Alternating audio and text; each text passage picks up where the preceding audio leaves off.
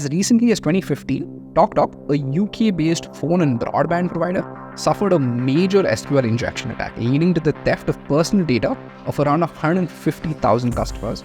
The direct and indirect cost of the attack to the company totaled nearly $100 million. To understand SQL injection, it helps to understand what SQL is. SQL stands for Structured Query Language, and it's a popular programming language used to manage online databases. It is incredibly powerful and popular as a tool. What makes it dangerous? Well, businesses often use SQL databases to store sensitive information like usernames, password, credit card information, and other important data. In poorly designed websites with inadequate input validation, a web page or app will have a user input directly into an SQL query.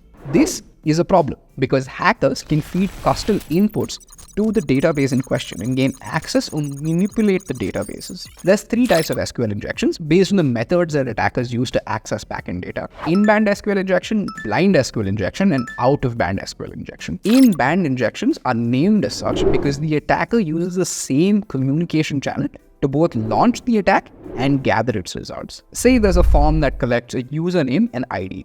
Hackers will use these inputs to query the database that's storing these details. And on poorly run websites, they'll be able to find vulnerabilities about the database from the responses and error messages they receive. Once they've done that, they can start exploiting these vulnerabilities to gather or manipulate data inside the database. Number 2, blind SQL injection. This type of SQL injection is blind since there's no error message or data transfer from the database to the attacker. Instead, the hacker infers results indirectly by exploiting the application's behavior based on conditional queries. From the responses, the attacker can then obtain sensitive information about its structure, using that to attack it down the road. Out-of-band SQL injections. Out-of-band SQL injections are typically rarer in nature, and the attack doesn't involve any SQL code per se. Out-of-band attacks are used when the database has certain security controls in place, as a result of which hackers can't use the same channel to launch an attack and gather data.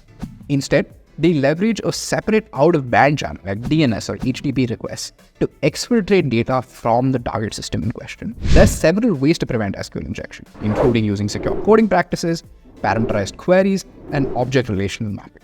One great way to have your cybersecurity basics covered is by undertaking a cybersecurity audit. This could be NIST 853, NIST CSF, SOC 2, ISO 27001, and much more.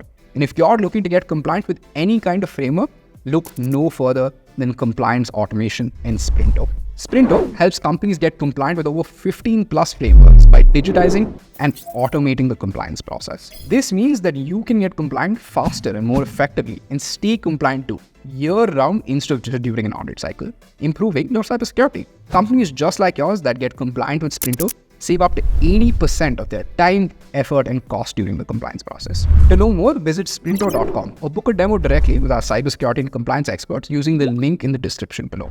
As always, if you have any questions, feel free to leave them in the comments. We'll get back to you as soon as possible.